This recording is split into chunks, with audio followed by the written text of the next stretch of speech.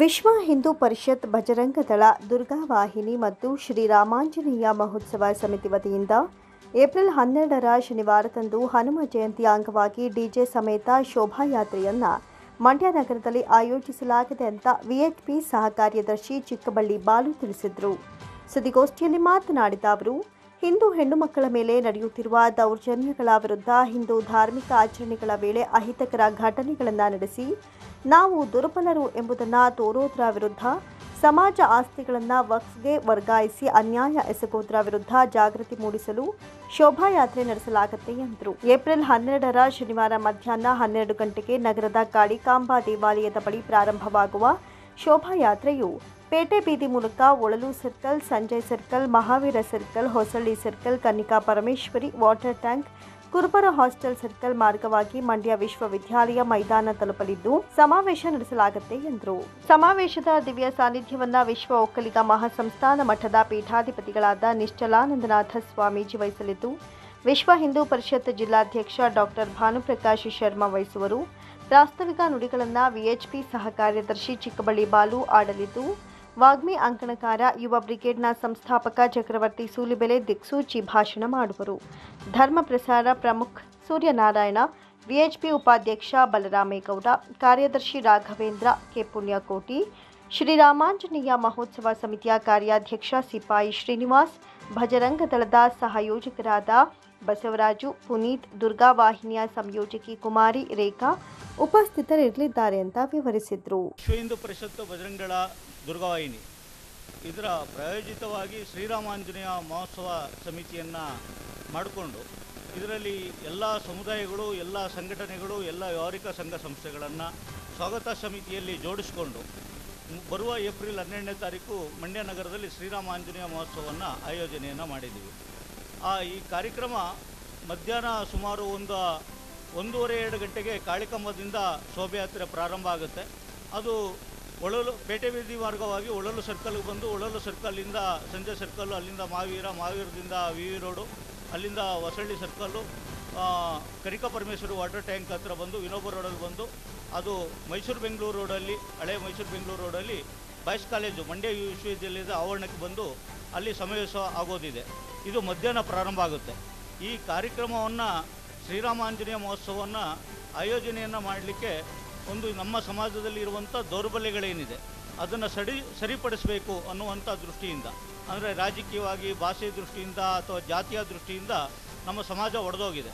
ಹಾಗಾಗಿ ಹೇಗೆ ಉತ್ತರದ ಅಯೋಧ್ಯೆಯ ನಗರದಲ್ಲಿ ಹುಟ್ಟಿದಂಥ ರಾಮ ಮತ್ತು ದಕ್ಷಿಣದ ಕಿಷ್ಕಿಂಧೆ ಕಾಡಿನಲ್ಲಿ ಹುಟ್ಟಿದಂಥ ಹನುಮಂತ, ಇವರು ಇಬ್ಬರು ಒಟ್ಟಾಗೋದ್ರ ಮೂಲಕ ಒಬ್ಬ ದೇವರು, ಒಬ್ಬ ಭಕ್ತ, ಈ ಥರ ಆಗೋದ್ರ ಮೂಲಕ ನಮ್ಮ ಸಮಾಜಕ್ಕೆ ಒಂದು ಮಾದರಿ ಮೇಲ್ಪಂಕ್ತಿಯನ್ನು ಹಾಕ್ಕೊಟ್ಟಂಥವ್ರು. ಹಾಗಾಗಿ ನಮ್ಮ ಸಮಾಜದ ಒಳಗಡೆ ಇರುವಂಥ ದೌರ್ಬಲ್ಯಗಳನ್ನು ಮೆಟ್ಟಿ ನಿಂತು ಸರಿಪಡಿಸಿಕೊಂಡು ಸಾಮರಸ್ಯದಿಂದ, ಅಂದರೆ ವಿವಿಧತೆಗಳಲ್ಲಿ ವೈವಿಧ್ಯತೆಯಲ್ಲಿ ಏಕತೆಯನ್ನು ಜೋಡಿಸಬೇಕು ಅನ್ನೋ ದೃಷ್ಟಿಯಿಂದ, ಇವರಿಬ್ಬರ ಆದರ್ಶವನ್ನು ಸಮಾಜದಲ್ಲಿ ಮೂಡಿಸಬೇಕು ಅನ್ನೋ ದೃಷ್ಟಿಯಿಂದ ಈ ಶ್ರೀರಾಮ ಮತ್ತು ಶ್ರೀ ಹನುಮಂತನ ಹೆಸರಿನಲ್ಲಿ ಶ್ರೀರಾಮಾಂಜನೇಯ ಮಹೋತ್ಸವವನ್ನು ಮಂಡ್ಯದಲ್ಲಿ ಆಯೋಜನೆಯನ್ನು ಮಾಡ್ತಾಯಿದ್ದೀವಿ. ಇದರ ಜೊತೆಗೆ ಇತ್ತೀಚಿನ 1.25 ವರ್ಷಗಳ ಹಿಂದೆ ಮಂಡ್ಯ ಜಿಲ್ಲೆಯಲ್ಲಿ ಆಗ್ತಾ ಇರುವಂಥ ಬೆಳವಣಿಗೆಗಳು, ಒಂದು ಕೆರಗೋಡಿನ ಹನುಮಧ್ವಜ, ಕೆರಗೋಡಿನಲ್ಲಿ ಗ್ರಾಮ ಪಂಚಾಯಿತಿಯ ಸರ್ವ ಸದಸ್ಯರ ನಿರ್ಣಯದ ಮೇಲೆ ಅಲ್ಲಿ ಹನುಮಧ್ವಜವನ್ನು ಆರಿಸಲಾಯಿತು. ಆದರೆ ರಾಜಕೀಯ ಪ್ರೇರಿತವಾಗಿ ಅದನ್ನು ಇಳಿಸುವಂಥ ಘಟನೆ ನಡೀತು. ಅದೆಲ್ಲವೂ ಮಾಧ್ಯಮಗಳಲ್ಲಿ ದೊಡ್ಡ ಪ್ರಮಾಣದಲ್ಲಿ ಪ್ರಚಾರವನ್ನು ಕೊಟ್ಟಿದ್ದೀರಿ. ಅದ್ರ ಬಗ್ಗೆ ತುಂಬ ಎಳೀಲಿಕ್ಕೆ ಹೋಗಲ್ಲ. ಅದು ಒಂದು ವಿಷಯ. ಮತ್ತು ಆ ಕೆರಗೋಡಿನ ಅದೇ ಅರ್ಜುನ ಸ್ತಂಭದಲ್ಲಿ ಶ್ರೀ ಹನುಮಧ್ವಜ ಆರಬೇಕು ಅನ್ನುವಂಥ ಆಗ್ರಹವನ್ನು ಮಾಡಲಿಕ್ಕೋಸ್ಕರ ಇಡೀ ಹಿಂದೂ ಸಮಾಜ ಒಟ್ಟಿಗೆ ಸೇರಬೇಕು ಅನ್ನೋ ದೃಷ್ಟಿಯಿಂದ ಈ ಕಾರ್ಯಕ್ರಮವನ್ನು ಆಯೋಜನೆಯನ್ನು ಮಾಡ್ತಾಯಿದ್ದೀವಿ. ಇದರ ಜೊತೆಗೆ ನಾಗಮಂಗಲದ ಘಟನೆ ಏನಿದೆ, ಆ ಘಟನೆಯ ಅಲ್ಲಿಯ ಸ್ಥಾನೀಯರು ನೋಡಿದಂಥ ಘಟನೆಗಳೇನಿದೆ, ಸುಮಾರು ಯೋಜಿತವಾಗಿ ಮಲ್ಲಾಪುರಂ, ಕೇರಳದ ಮಲ್ಲಾಪುರಂನಿಂದ ಬಂದಂಥ 3 ಆರೋಪಿಗಳು ಆ ಪ್ರಕರಣದಲ್ಲಿ ಇದ್ದಾರೆ. ಆ 3 ಆರೋಪಿಗಳೇನಿದ್ದಾರೆ ಅವರ ಷಡ್ಯಂತ್ರದ ಭಾಗವಾಗಿ ಸ್ಥಾನೀಯ ಕೆಲವು ಮತಾಂಧ ದುಷ್ಟಶಕ್ತಿಗಳು ಏನಿದ್ದಾರೆ, ಮುಸಲ್ಮಾನರು, ಅವರು ಸೇರಿಕೊಂಡು ಸಾಮಾನ್ಯ ಹಿಂದೂಗಳು, ಬದ್ರಿಕೊಪ್ಪಲಿನ ಹಿಂದೂಗಳು ಮೆರವಣಿಗೆ ತೆಗೆದುಕೊಂಡು ಹೋಗ್ಬೇಕಾದ್ರೆ ಮೈಸೂರು ರಸ್ತೆಯಲ್ಲಿ ಆ ಗಣಪತಿಗೆ ಚಪ್ಪಲಿಯನ್ನು ತೋರುವಂಥದ್ದು, ಆಮೇಲೆ ಪೊಲೀಸ್ನವ್ರ ಮೇಲೆ ಹಲ್ಲೆ ಮಾಡುವಂಥದ್ದು, ಪೆಟ್ರೋಲ್ ಬಾಂಬ್ ಹಾಕುವಂಥದ್ದು, ನೀವೇ ಮಾಧ್ಯಮಗಳು ನೇರ ಲೈವನ್ನು ಕೊಟ್ಟರೆ ಆ ಘಟನೆಗಳನ್ನು, ಪೊಲೀಸ್ನವ್ರ ಮೇಲೆ ಆಗುವಂಥ ದಾಳಿಗಳನ್ನು ನೀವೇ ಸಮಾಜಕ್ಕೆ ಚಿತ್ರಣವನ್ನು ಕೊಟ್ರಿ.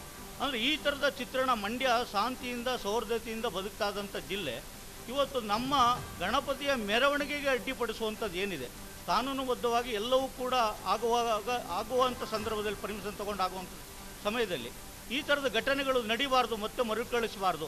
ನಮ್ಮ ಹಿಂದೂ ಸಮಾಜವನ್ನು ತುಂಬ ದುರ್ಬಲವಾಗಿ ಯಾರು ನೋಡಬಾರ್ದು ಅನ್ನೋ ದೃಷ್ಟಿಯಿಂದ, ಇಡೀ ಹಿಂದೂ ಸಮಾಜವನ್ನು ಬಲಿಷ್ಠ ಮಾಡೋ ದೃಷ್ಟಿಯಿಂದ ಈ ಕಾರ್ಯಕ್ರಮವನ್ನು, ಎರಡನೇ ಉದ್ದೇಶ ಈ ಕಾರ್ಯಕ್ರಮದ ಉದ್ದೇಶ.